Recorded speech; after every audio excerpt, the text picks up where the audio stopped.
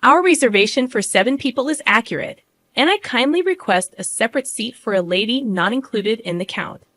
This request, typical of Elizabeth, my husband's mother, echoes her penchant for making loud demands and teasing me. However, today marks a turning point as I've resolved to expose a secret she's been keeping during our family gathering. I'm Natalie, a 28-year-old chef who graduated successfully from culinary school. I work at a highly rated Western restaurant in the city where I met George, a friendly customer who later became my husband. George inherited a historic electronics store, a beloved establishment in the community for 3 generations. Last year, George's father passed away, and he assumed the role of the 3rd-generation owner. My upbringing was in a household filled with culinary professionals, my father, mother, and even my brother. Growing up in such an environment exposed me to various cooking techniques and knowledge from a young age.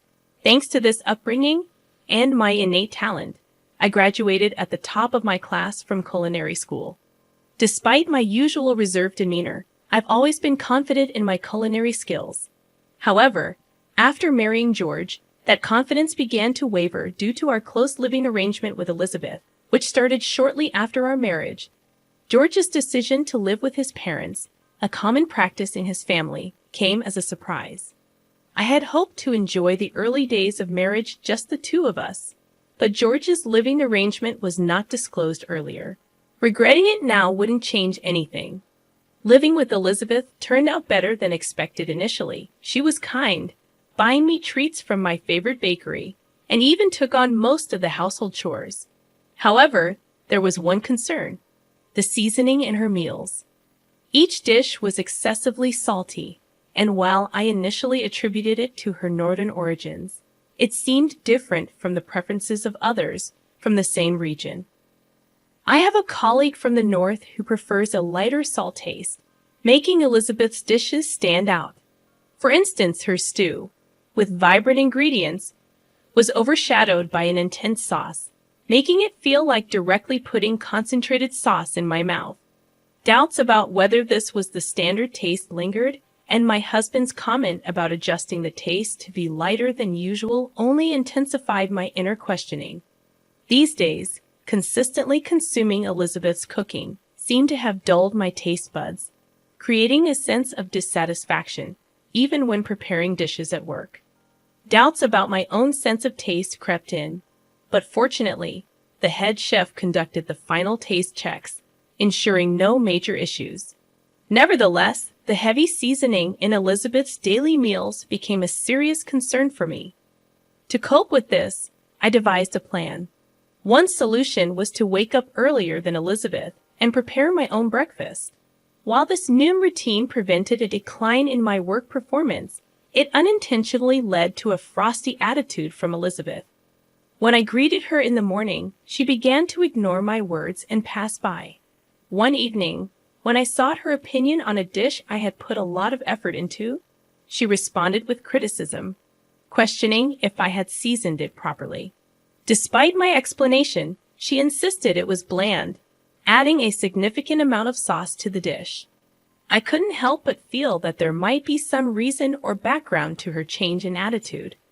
My husband has 2 older sisters, both of whom have established families. They welcomed me warmly from the beginning of our marriage and offered support if I ever had trouble with their mother.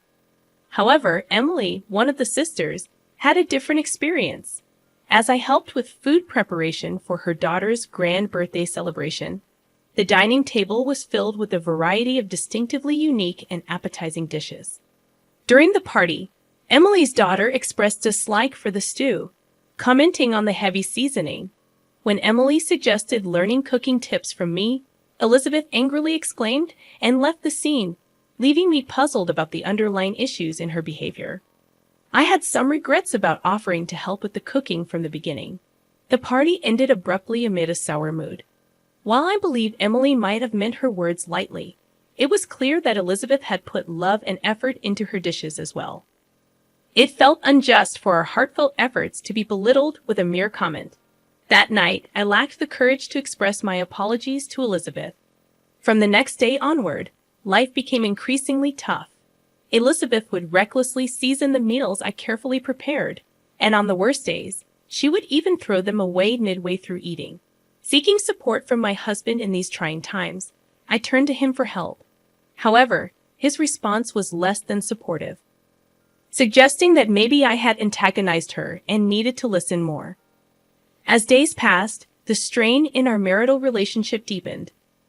My husband started coming home late, claiming it was due to work, and even began missing family events.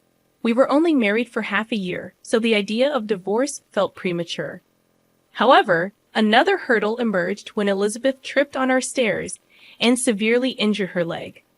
Despite Emily's kind offer to help with her care, Elizabeth insisted that, as the wife of the house, it was only natural for me to take care of her.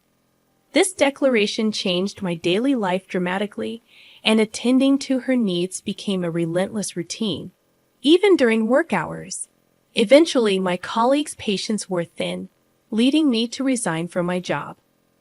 When Elizabeth learned about my resignation, she seemed gleeful. From then on, my days were consumed with meeting Elizabeth's spontaneous demands at all hours, leaving my mind and body worn down. My husband's reduced presence at home added to my distress, and I began to doubt his reasons for working late.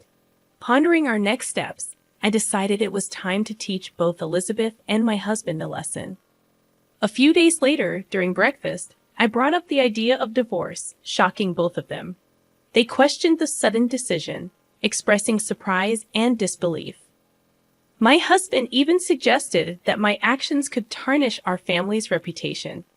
In response, I explained my dissatisfaction with the household environment and my determination for change.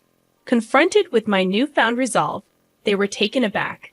My husband apologized, expressing a willingness to be more attentive to our home life.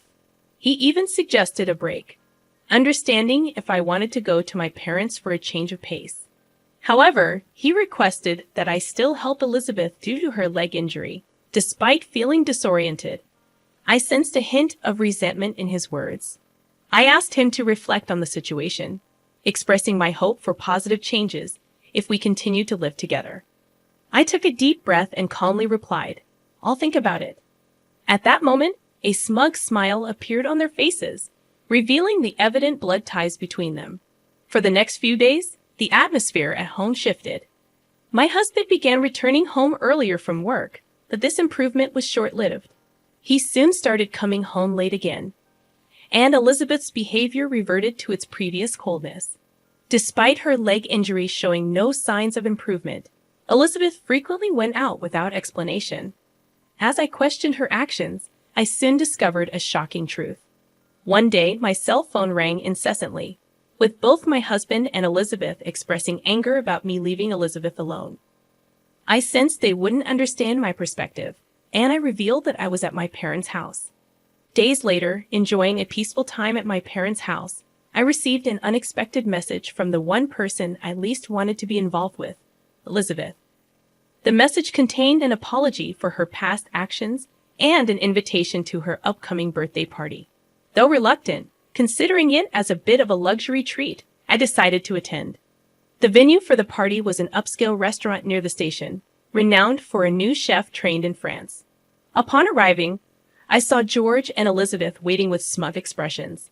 The attendees included Emily, her husband, and their children, making it a small gathering of 8 people. As we entered the restaurant, I confirmed my reservation for 7 people. However, Elizabeth requested a separate seat for me, surprising everyone. The waiter guided me to a slightly hidden seat, and as the evening progressed, the anticipated meat dish raised expectations. While delicious-smelling dishes were constantly brought to Emily's table, George and Elizabeth received none. Elizabeth's loud complaint about the delay in their food drew the attention of nearby customers, leaving me in a state of surprise and anticipation for the unfolding events of the night. I deeply apologize. The chef is preparing something special for the 2 of you, so it's taking a little extra time. Please wait for just a bit longer.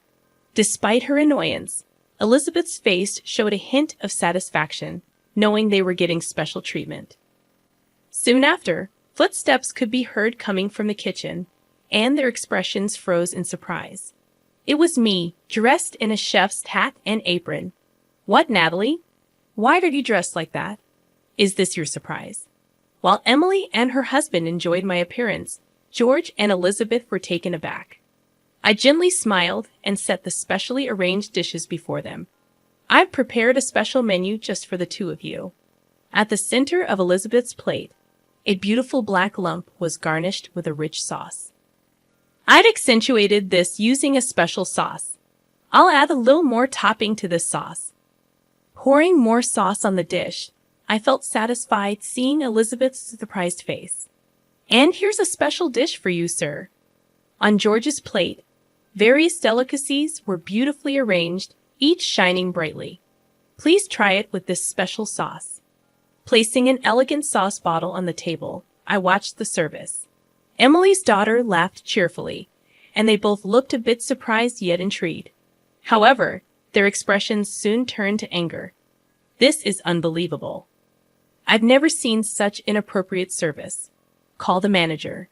George exclaimed. I calmly replied, I'm the person in charge here. Is there a problem? Elizabeth joined in. Are you the one allowing such disrespectful service? This is unforgivable. We're going to exercise our rights as customers and sue you. I continued, feel free. But we're also considering legal action for the disruption you've caused. How dare you? It turned out that they often visited this restaurant and were always demanding.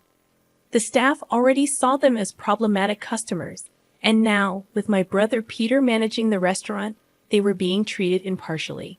Peter, Elizabeth, and George were utterly stunned upon realizing that the person in charge was my brother.